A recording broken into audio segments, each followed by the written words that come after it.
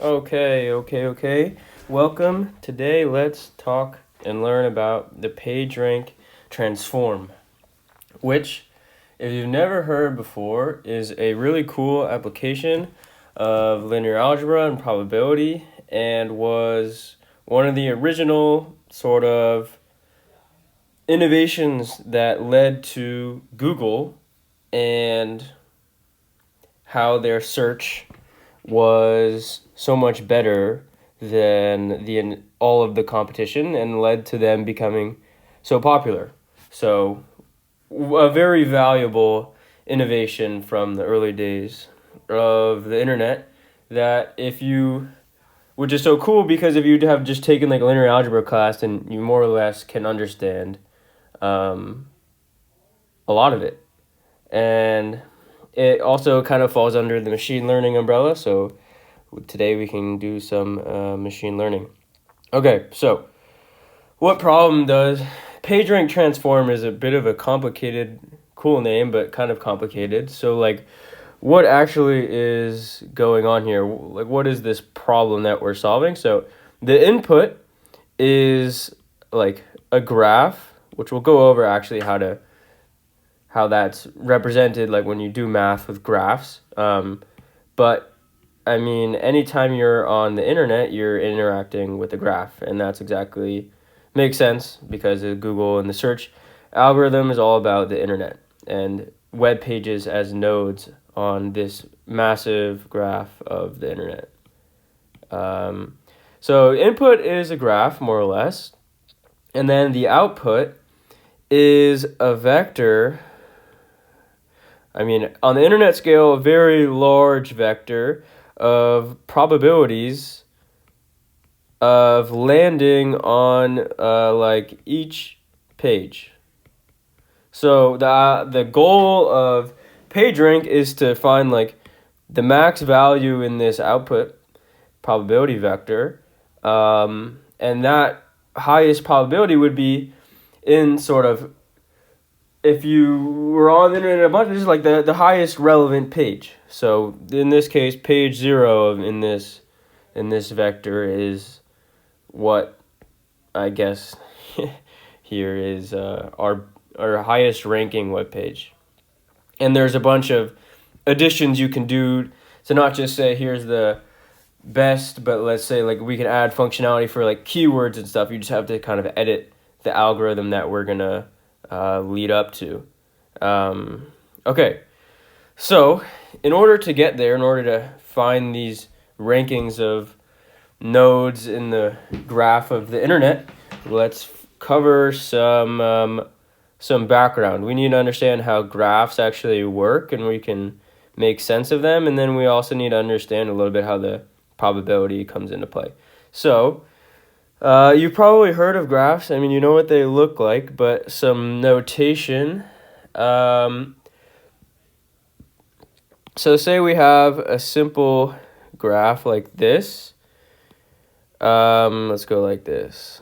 So this is an undirected graph because there's no arrows, but if I add arrows like this, that makes the graph directed because you can only go along the paths, or edges is what they're called, in one go. And the circles are called vertices, or nodes, kind of the same thing.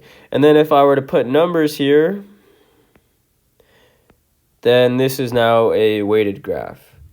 And you know, you can, it's kind of like an artistic choice for how you like make a graph based on the actual real life problem. But here we're going to be using directed weighted graphs because that is how we choose to model the internet. So here is like kind of like the picture representing a graph, but then there's also something called an adjacency matrix, and that's kind of more numerically how you represent a graph and how we can actually do math on graphs and computation. So here there's 3 nodes, so here are like the indices of the nodes, and there's different ways to write adjacency matrices, especially for directed graphs. But here you think about like the edge starts at this column and goes to this column. So there's no self loop. Well, why don't we add a self loop here? So then this is 2, right? Because 0 going to 0. Oh, let's label 0, 1, 2. So 0 is going to that, and then, so there's no other self loops, so we would go like that. And then, yeah, maybe think about how you would fill it. So let's go one more. 0 going to 1, so that's 1, right? And 0 going to 2 is 5. So I actually don't think there's anywhere. Just everything else is 0. Okay, cool. So that is an adjacency matrix for this picture. Every addition you make, you would like change the adjacency matrix. And that's pretty much all you need to know about graphs. There's a lot of vocabulary there, but that doesn't make sense. That's fine. Like, we're just going to keep moving on and maybe go watch another YouTube video about a graph and then spin back. Okay, so those are graphs. And then I just want to briefly cover the idea of a Markov chain, because that's kind of bringing in the probability. And if you're like, so here we have a matrix, so it's probably obvious that linear algebra is incoming. But right now we're going to talk about a little bit about probability. So a Markov chain is kind of like the probability of, so a Markov chain, just not related to anything of what we're doing, but a Markov chain in general, this is going to be a rough explanation, but like, so the probability of like our state at time I depends on the state at time I minus 1 and time I minus 2 and so on until the beginning of time. Like, just conceptually, that doesn't actually mean anything. But then the Markovian assumption is basically just saying, oh, we're going to ignore like all the old stuff. I just care about like time minus 1. Just like, we're going to like build on this assumption so that like things can be easier. Yeah, I mean, that wasn't a wonderful explanation, but like the idea, we add those together and you get a random walk. And a random walk is something, is like kind of the core idea of what's going on in this context of the graph of the internet, right? Because the idea is that you have this big graph representing web pages on the internet, and they're all connected, and there's little communities and stuff.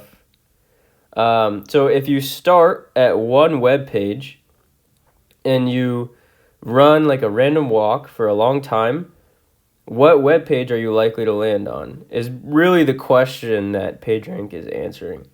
And that is a random walk. So a random walk, so now like, so they're more interesting with directed and weighted graphs, which is the input of PageRank. So with the weights, then you can actually do random walk. So I start here, and then what node can I go to? Well, I can only go to this one. So now I'm here, and that was at time 1, and now it's time 2. And then where can I go from there? Well, you kind of have a choice depending on the edges. And so let's just say we end up there. And now it's time 3. So that's just like the very simple idea of a random walk. And then the Markov assumption is basically saying you don't need to care about all of time in its history. You really only, if you're at time equals 3, you only care about 3 and 2. And that's kind of the background knowledge that we need to get into the business. Okay. So, awesome. That is where we're going. So, adjacency. So now we want to start working in the world of random walks and PageRank, because PageRank is the PageRank transform is just a trick to make random walks work better. So if we want to have our input as the graph of the web, it's probably going to look more like this graph here, the adjacency matrix, which we just talked about. where edge weights are, I don't know, something related to the web. So you want to be able to transition from an adjacency matrix to what's called a transition matrix. And transition matrix is like super important for these random walks because that's where the probability comes in. And so you'll see here, what's going on is you're normalizing every row to become a probability. And that's super important because if you're at node 1 here and you want to take a random walk, then you just look at all the outgoing edges and you're like, okay, well they're all the same probability. So then you're just like, okay, at random I'm just gonna pick one. So boom, I'm now at number 3. So that was maybe time equals 1. Now we're here at time equals 2. And then maybe think to yourself what the value, given the adjacency matrix up here, probably like what is this value? And well, since there's only one outgoing edge here, it's actually 1. So then now you're going to kind of like roll an imaginary die to see what you end up next. But since there's only one outgoing edge, then at time 3, you have to end up here. And that's the process of a random walk. And with PageRank, you just want to run a random walk for like a really long time and kind of see where you end up. But instead of we're just the node that you end up, I want to actually have more data. I want to have like more information. I want actually like the probability of ending up at all 3 of these nodes. Like something that looks like that. That's actually the result of this random walk. Is the probabilities of ending up anywhere. Okay, cool. So that's a transition matrix. And so where you end up, well, let's get into a little bit more of the linear algebra. Okay, so we're going to call the vector x at time t, that's a vector of probabilities, okay? And so if I, just to start off this random walk process, I'll tell you, so we started at node 1. So like the probability of being there is just 1. But now I want to know, so maybe this is time 0. But now I want to know at time 1, what is the probabilities of ending up at node 0, node 1, and node 2. So I can look manually at the transition matrix and probably find that out, which maybe let's do for the first one. So the probability of ending up at node 2, oh, okay, 1, 2, 3. Probably ending up node 2 is 1/3 because this edge is 1/3. Same thing, so it looks like they're all 1/3, right? That makes sense. Okay, so then this starts to get pretty complicated by doing it manually, right? Because now I have to look and say, like, assuming I went to node 3, then what's the probability of going there? And assuming I went to probability 2 is going there, right? And you kind of have to, like, it's like branching with, like, more and more calculations that you have to do. So, like, let's try and find an easier way of calculating this probability vector. And luckily, it's not too bad. Okay. It's just the old state times the transition matrix gives you your new state, which I hope should make sense.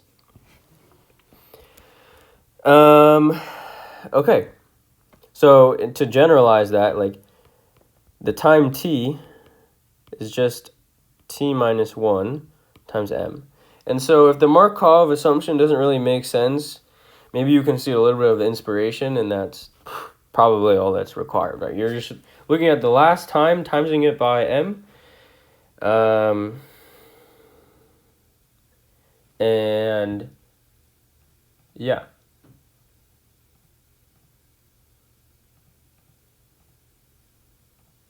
I think that is good. Okay, cool. So that is how you do a random walk. You just repeatedly times the state vector times m times the transition matrix, and then you can see how the probability is of ending up after a certain amount of time changes. Okay, so with our problem of like ranking how good web pages are, how relevant web pages are in the graph of the internet, we're really concerned with what happens after a really long random walk. Or like an infinitely long random walk. And that is exactly a steady state. Our goal with these random walks is to find the steady state. And the steady state is just like some state. So a steady state is like if you run that random walk a really long time, then the probabilities start to level out. And so that looks like x times m is also just x, which means the probabilities are not changing anymore as you run the random walk.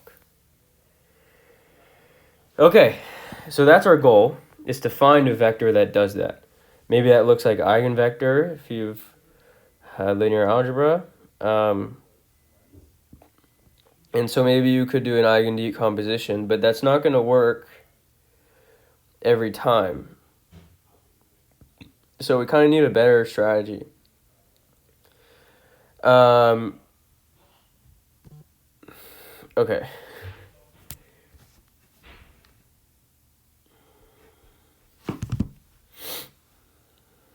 So first, let's talk about like when does that occur, and that because that's important. This is a difficult question to answer, but the answer to this is like the reason PageRank was invented. So our goal is to find a steady state, but we can't just find it with every transition matrix. Like, does it exist with all transition matrices? Well, the answer is no. And, well, when does it occur is kind of the reason why. So it only occurs if the graph is connected and what's called aperiodic. I don't feel like I don't think it makes sense to go into why aperiodic, but something, yeah, okay. Let's just move on and maybe come back. So you need these two criteria to guarantee a steady state. And so if I just made my own graph of the internet, these two properties may not be guaranteed. So then if they're not guaranteed, I can't find a steady state, which is kind of my main goal. So that's a problem. And that is a problem that PageRank solves. So typically to find a steady state, you would just run the random walk a bunch of times. You would do x of t times m like a whole bunch of times. And hopefully you kind of get to find some vector like that's typically called pi at like iteration 1,000, that when you finally times it by m, it still equals pi, or is very close to pi. That's called the power method, but it's like a very simple thing. You're just like running it a bunch of times. But like you're kind of just blindly hoping that you eventually find this vector pi, which is a problem, right? So that is where the PageRank transform comes in. So what it does is creates a new transition matrix P that guarantees the steady state, which is super nice. So then you can use this same strategy as before, where you're just running it a bunch of times, but you know eventually you're going to get to steady state. and that's awesome. So this looks kind of complicated, but it is a little simpler when you don't worry about these alphas. These alphas are not important. They're just like some constant that we can get to. Is like more or less unimportant for now. So M is your original transition matrix. And then this is just the name, this is the uniform matrix for like however many vertices you want, where everything is fully connected and aperiodic. So you can just generate this easily. So then you can create this new matrix P that is guaranteed to be connected and aperiodic without changing too much about your transition matrix. So you still have like all of the internal data about the structure of the web that you've gone and scraped, kind of.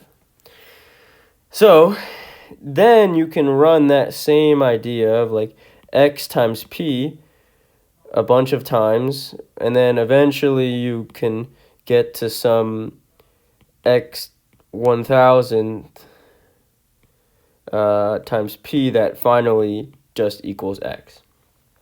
Again, running the power method so this is the PageRank transform, because you're transforming your input transition matrix with this uniform matrix that we've constructed, which is a very simple, it looks exactly like this graph, where everything has a self-loop and everything is connected.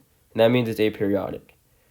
And you're just combining it to make a new matrix P, and then we're going to use that new matrix to do exactly what we've been doing to find the steady state.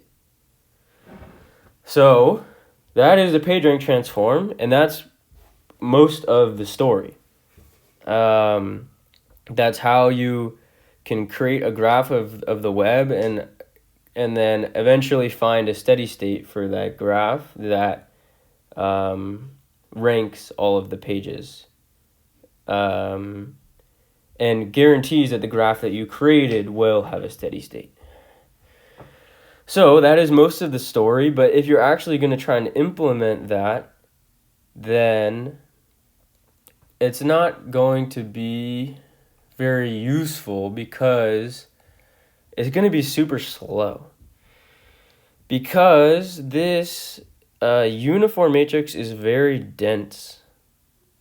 Since everything is very connected and self-loopy, you have every cell in the adjacency matrix like filled with numbers. And that's not a big problem until you start making graphs of the web, which is like billion by billion size, right? And that becomes a problem when you start to use it, because then if this is billion by billion all filled in, which means it's dense, then P is going to be super dense. And then you're starting to do computation with P, which is super dense, and then it just takes a while. So we want to avoid this like big stinky dense matrix, and that is the PageRank optimization. Okay. So the PageRank optimization is useful because it makes our computation to find the steady state a lot faster. And okay, so this whole time we've been just timesing a vector times now our matrix P. So we went from M, the transition matrix, to P, this new matrix that is guaranteed to have a steady state. And we've been doing this like vector times matrix calculation a bunch of times until we find the vector that is a steady state.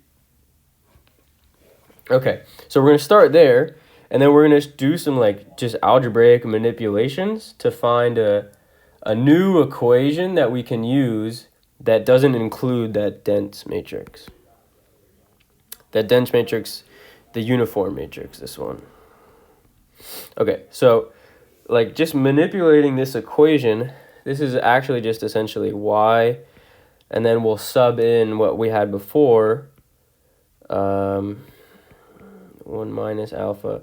So alpha, really quickly, alpha is just like how much importance you want to give to the original transition matrix or the uniform matrix. It's kind of just like a constant called a hyperparameter, I think, that you kind of decide as the scientist. Okay.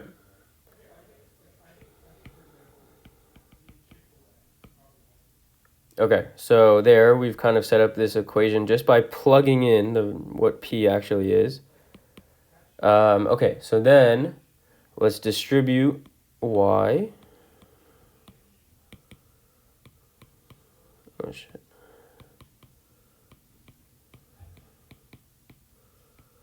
Okay, and then let's see. Okay, so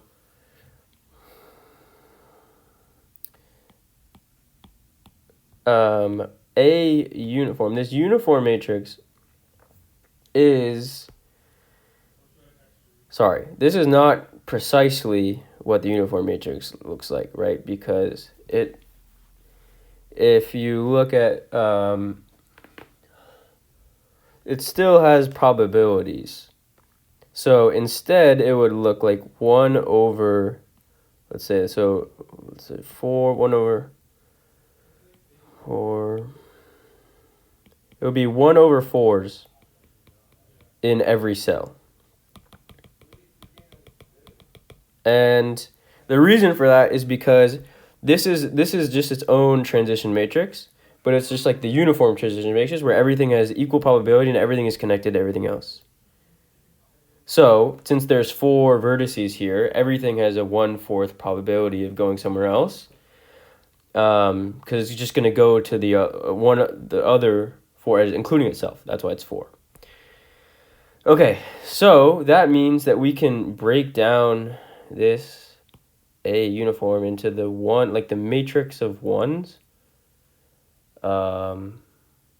times 1 over the number of vertices in that graph, and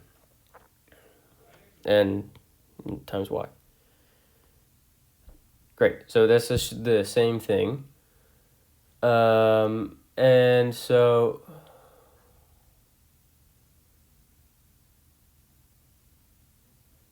now here is the real step. So we have y times the matrix of ones. And so y is a probability vector, and 1 is a matrix of all ones. So then this just becomes the L1 norm of y times the vector of ones and 1 over v. So this is just a scalar, right? This is just a scalar, this is just a scalar, this is just a scalar, and then this is a vector. So in order to calculate yp, you end up only having to do one matrix vector multiplication versus 2 of them. Or yeah, you only have to do one matrix vector multiplication with a very sparse matrix rather than a very dense matrix. So then to calculate that, yeah, you just like actually do this equation and you would run this essentially every time. And then you would still do the same thing where you're comparing, like, so you can say like xt equals that. And then you would compare xt with like xt minus 1. And you would see, like, did we arrive at our steady state? Did x change a bunch? If so, then wonderful. We've completed it. Okay. So that's PageRank, the transform and the optimization. I hope that made sense. But yeah, so thanks for watching.